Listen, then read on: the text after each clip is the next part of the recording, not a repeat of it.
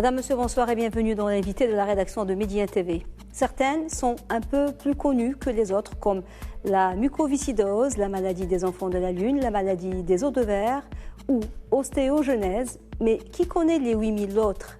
Et chaque année, on en découvre des nouvelles. Il s'agit des maladies rares, des pathologies avec, comme leur nom l'indique, une faible prévalence, moins d'une personne sur 2000. Mais le nombre des personnes touchées par ces maladies additionnées reste cependant conséquent avec une personne sur 20.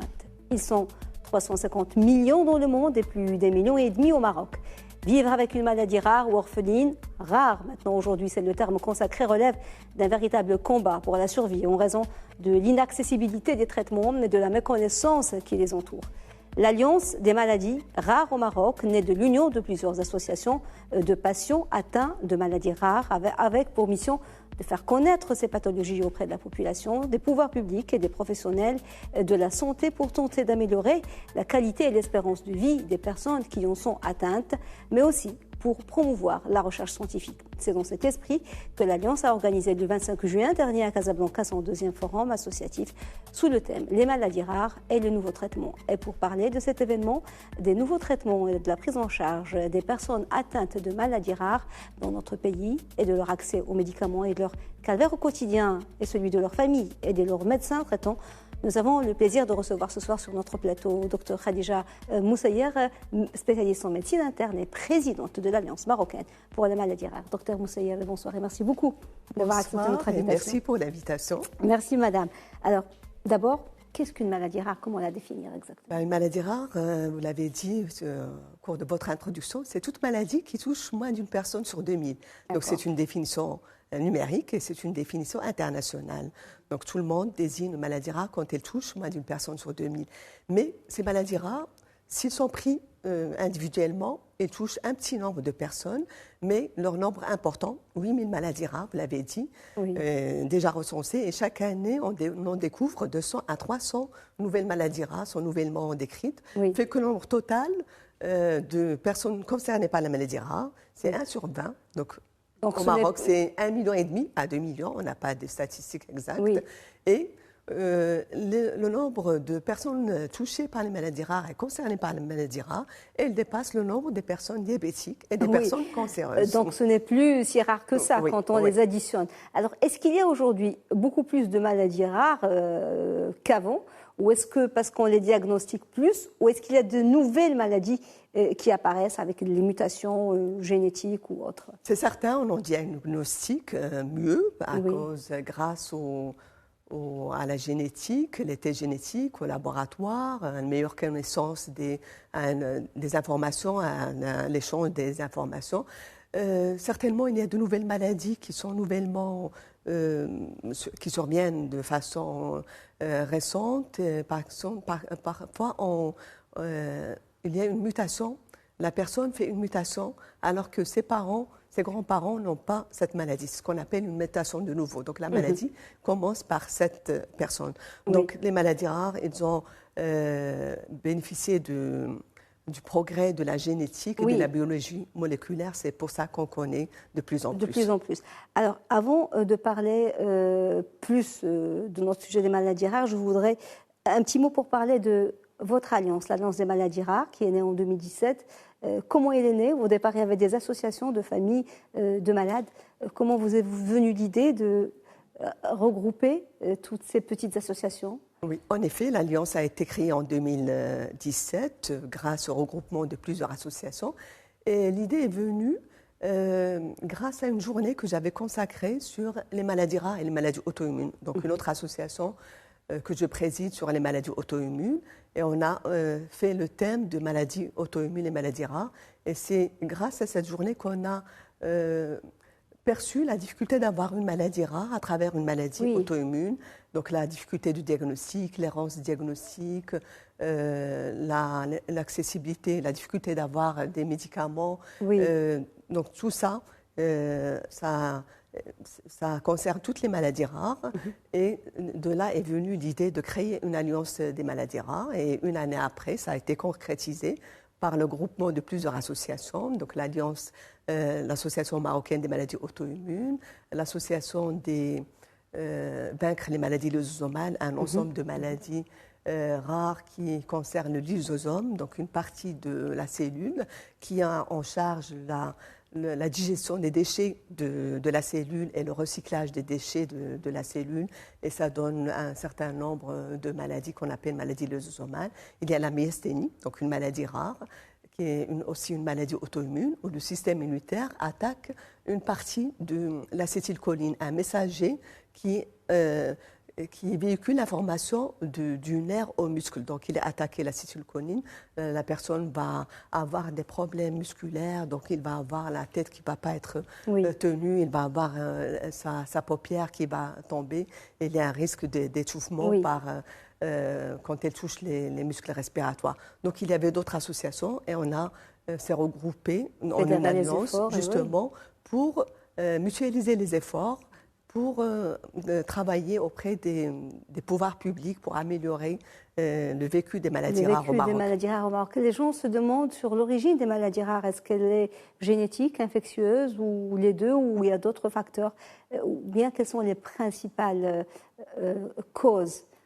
Les maladies rares sont à 80% génétiques. Donc, c'est pour ça qu'ils sont déclarés la majorité des temps dans 3 cas sur 4 au cours de l'enfance. Mais elles peuvent se déclarer bien après, à 30 ans, 40 ans, même au-delà de 60 ans. Donc, elles sont génétiques dans la plupart des cas.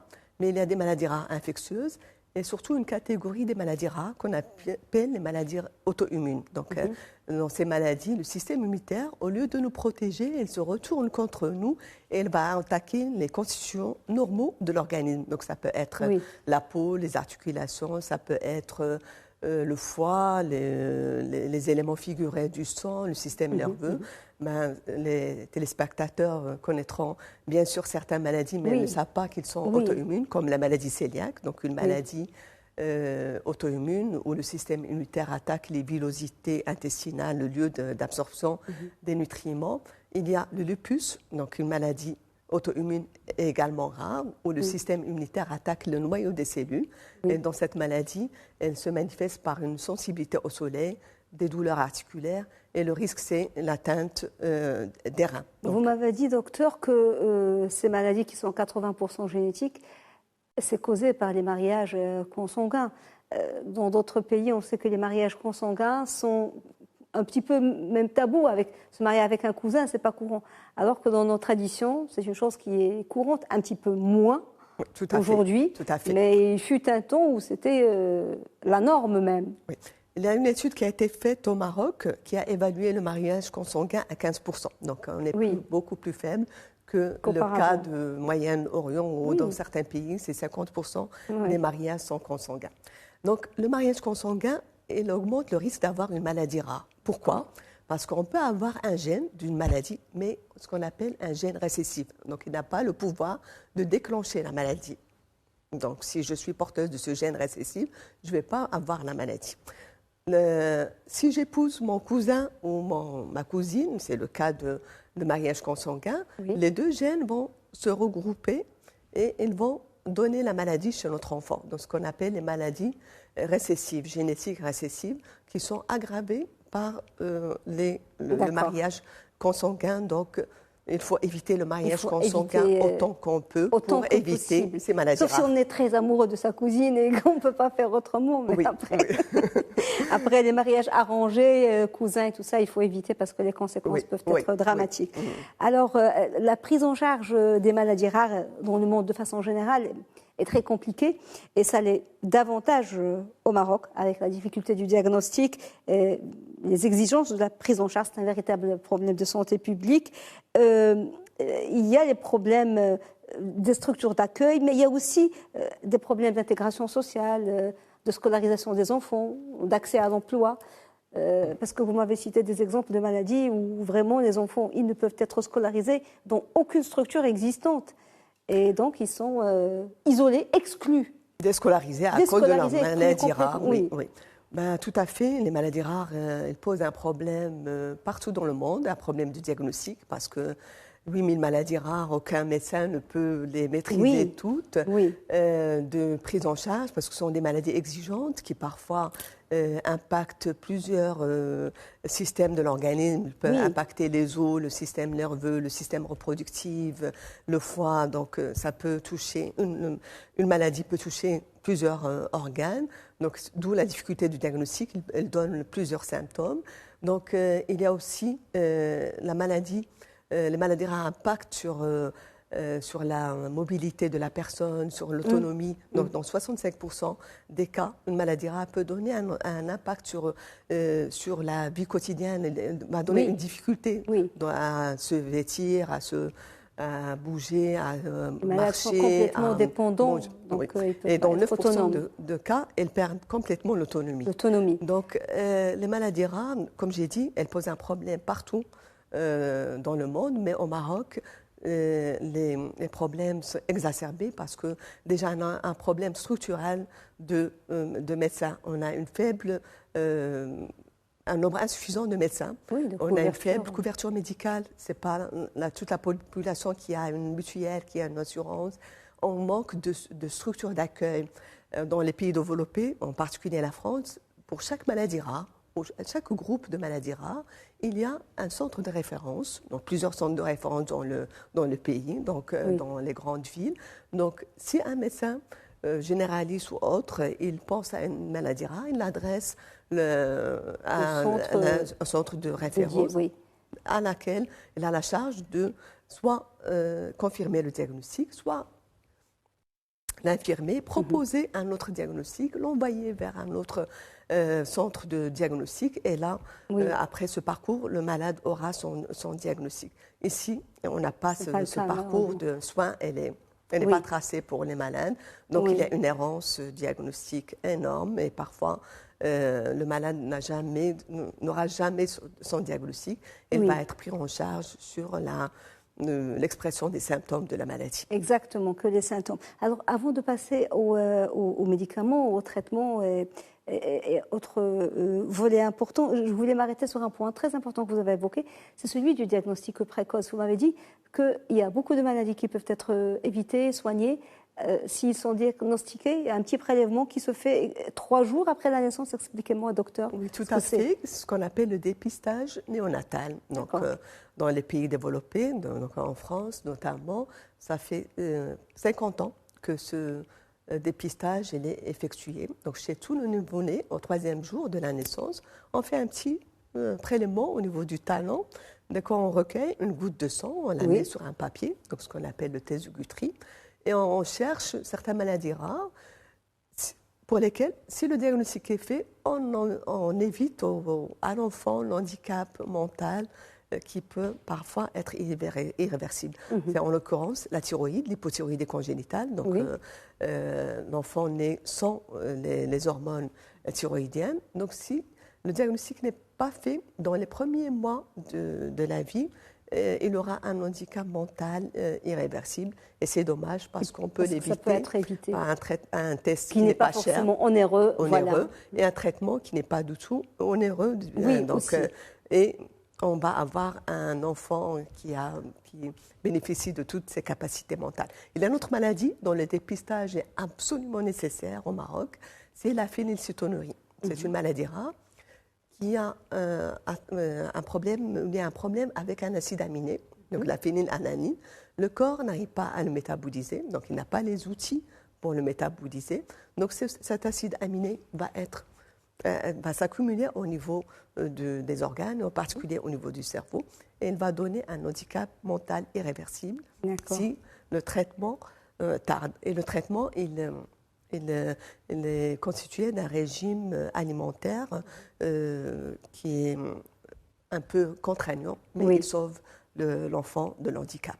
Alors, il y a un pourcentage, moi, qui m'a étonnée, parce que je ne savais pas, c'est que l'accès aux médicaments est difficile, mais quand ces médicaments sont disponibles, parce que seuls 5% des maladies rares disposent d'un traitement. Pourquoi ? Les maladies rares, il y a une trentaine d'années, donc quarantaine d'années, 1983, où ils ont ils ont capté l'attention des recherches, des chercheurs, et c'était grâce à une loi qui a été promulguée aux États-Unis en 1983, donc Orphan Drug Act, qui a donné un statut particulier aux médicaments issus utilisés pour les maladies rares, qu'on appelle médicaments orphelins. Donc cette loi, elle encourage la recherche, elle donne des incitations administratives et financières aux laboratoires qui développent ces médicaments orphelins. Donc on les oblige pas à avoir une grande série de malades pour leur essai clinique. Donc quelques malades suffisent pour faire des essais cliniques. On les donne des avantages fiscaux. Oui, tout à fait. Et on donne un statut particulier pour une exclusivité commerciale de courte durée, donc 10 ans en Europe et 7 ans aux États-Unis, ce qui fait que rapidement le laboratoire va vendre son brevet et il va avoir un retour sur investissement de ses recherches. Est-ce que ce genre d'expérience ne peut pas être adapté et suivi au Maroc? Quels sont les freins pour ne pas nous aussi nous aligner sur ce genre d'initiative? Il faut que les pouvoirs publics s'intéressent aux maladies rares. Ça a commencé. On a eu des échanges avec le ministre de la Santé, l'ancien ministre de la Santé, mais c'est un grand chantier, donc il faut beaucoup de travail, beaucoup de temps, beaucoup de volonté politique. Donc, au moins, on veut qu'un médicament utilisé pour les maladies rares, qui est disponible à l'étranger, qu'un laboratoire intéressé par l'introduire au Maroc, qui ne suit pas le même cheminement d'un médicament conventionnel classique. Donc, on sait la lourdeur de cette démarche administrative. Ça demande beaucoup d'années, au moins 5 ans pour avoir l'autorisation sur le marché, pour avoir le prix de remboursement. Donc 5 ans. Alors que la majorité des médicaments conventionnels, il y a d'autres médicaments qui sont disponibles sur place, alors que certaines maladies rares, ils n'ont que ce médicament qui est utilisé dans leur maladie. Aujourd'hui, on n'a aucun statut particulier au Maroc, donc il faut légiférer. On y travaille, c'est un travail collectif, la société civile, les malades concernés, il ne faut pas oublier qu'ils ont un rôle à jouer, c'est les malades et les pouvoirs publics, donc il faut qu'on ait ce statut pour ces maladies rares et pour ce médicament orphelin. Et c'est urgent. C'est urgent, ben oui, 1,5 million, c'est vraiment je vous donne l'exemple d'une maladie rare, l'angioëdème héréditaire. Donc c'est une maladie qui donne des gonflements au niveau des lèvres, du visage, des membres, parfois des organes génitaux. Il y a un problème de diagnostic parce que les médecins la confondent avec une allergie. Par exemple, ils donnent les mêmes symptômes que l'allergie. Et cette maladie peut donner, comme l'allergie, un œdème laryngé. Et le problème, c'est qu'on n'a pas les médicaments pour cette maladie. Et malheureusement, les malades, ils décèdent s'il y a un œdème laryngé, bêtement, alors que les médicaments existent pour lutter contre cette maladie. Les familles qui ont un petit peu les moyens, ils essaient de se les procurer comme ils peuvent d'Europe ou des États-Unis. C'est ça ce qui se fait. Et ceux qui n'ont pas de moyens, voilà, donc ils n'ont pas accès aux médicaments, ils peuvent mourir, ça peut être fatal, comme vous l'avez dit. Alors, votre deuxième forum, vous l'avez organisé sous le thème des nouveaux traitements.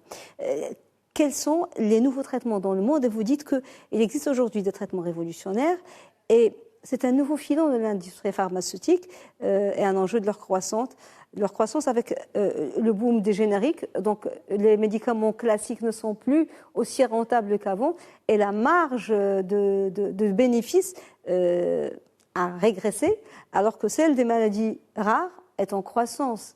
C'est une tendance mondiale aujourd'hui. Oui, il est encouragé par les pouvoirs publics et le besoin est là, les maladies rares sont là et les malades ont besoin de traitements. Nous, les médecins aussi, nous avons besoin de médicaments pour traiter nos patients. Donc, la demande est là. Et souvent, pas souvent, mais parfois, un médicament utilisé pour une maladie rare, il peut être utilisé contre une maladie moins rare, plus courante. Et ça, c'est très, très bien pour le laboratoire parce qu'il va avoir un grand marché pour son médicament. Donc, les maladies rares au Maroc, comme j'ai dit, il y a un problème d'accessibilité aux médicaments, il y a un problème de disponibilité de certains médicaments. Donc, il faut que nous aussi, on développe notre recherche les médicaments rares parce qu'il y a certaines maladies qui concernent plus certaines ethnies. Par exemple, je donne comme exemple la fièvre méditerranéenne familiale, une maladie rare qui touche le pourtour méditerranéen. Donc, on est concerné plus que d'autres pays par cette maladie. C'est une maladie qui se traite par un médicament qui n'est pas cher, qui est dérisoire, mais certaines formes, ils ont besoin d'un médicament plus cher. Donc, par exemple, certaines maladies, elles méritent qu'on fasse de la recherche sur ces maladies qui nous concernent. Absolument. Qui dit recherche dit fonds, dit argent, ça coûte très très très cher la recherche partout dans le monde. Et c'est là où vous parlez de l'importance, bien sûr, des pouvoirs publics, les décisions, des lois, mais aussi de la société civile et des associations qui ont un rôle déterminant. Vous donnez l'exemple qui est un très bon exemple de ce qui se fait ailleurs dans des pays où ils ont des structures médicales beaucoup plus développées comme la France. Et pourtant, il y a une grande mobilisation de la société civile avec les Téléthons, l'association contre les myopathies, où ils font des levées des fonds vraiment. Ils financent la recherche. Ils financent la recherche énorme. Nous, au Maroc, on organise bien des sites d'action. Donc, ce n'est pas quelque chose d'étranger ou de nouveau. Pourquoi ne pas avoir des télétons pour les maladies rares? Ça ne s'est jamais fait. Oui, tout à fait. C'est une idée qu'on a, mais il faut la concrétiser. Ça demande l'implication de plusieurs acteurs, les pouvoirs publics, les sponsors, les médias. Donc, c'est une idée que nous avons. Il faut du temps pour la préparer. Notre priorité, pour le moment, bien sûr, le Téléthon est encourager la recherche, mais il y a beaucoup à faire, les fondations. Sensibiliser contre le mariage consanguin, sensibiliser à l'importance de ces dépistages néonatals, encourager les associations à se créer, à se fonder, les associations, les malades qui ont des maladies rares, les encourager à créer des associations, à se regrouper en associations pour mieux faire porter leur voix au pouvoir public et aux médecins. Donc c'est ça, introduire les médicaments. Introduire les médicaments déjà qui existent. Parce que la recherche scientifique, c'est développer certaines compétences, par exemple, certaines maladies rares demandent des compétences autres que médicales, par exemple des diététiciennes spécialisées, par exemple la phénylcétonurie, la maladie dont je viens de parler, elle demande des compétences les auxiliaires de vie pour de diététiciennes qui connaissent la maladie et qui est capable de suivre le régime de l'enfant atteint de cette phénylcétonurie. Donc il y a des kinésithérapeutes spécialisés, il y a des chirurgiens spécialisés dans, par exemple, la maladie des os du verre, donc l'ostéogenèse imparfaite. Donc c'est une maladie qui donne des fractures parfois sans aucun traumatisme. Ça demande une compétence chirurgicale pour allonger les os pour bien prendre en charge la maladie. On manque des greffes de cœur, par exemple, parfois on a besoin d'une greffe du poumon, d'une greffe du cœur ou une greffe du foie, donc ça manque au Maroc. Donc il y a beaucoup de compétences qu'il faut développer. Et puis les structures sociales et scolaires aussi, pour les enfants. Tout à fait. Parfois, il y a des enfants déscolarisés parce qu'il manque de structures d'accueil. Et parfois, ce sont simples à mettre en place, comme les enfants de la Lune, qui ont besoin juste des rideaux, de filtres. Pour que la lumière ne pénètre pas, ils peuvent être scolarisés normalement. Ça peut améliorer leur vie. Docteur Khadija Moussaïel, merci beaucoup d'avoir été avec nous, d'avoir répondu à nos questions. Je rappelle que vous êtes spécialiste en médecine interne et présidente de l'Alliance marocaine pour les maladies rares. Merci beaucoup, docteur. Oh, merci. Merci. Madame, monsieur, merci beaucoup de nous avoir suivis. Bon suite des programmes sur Média TV. Très belle soirée.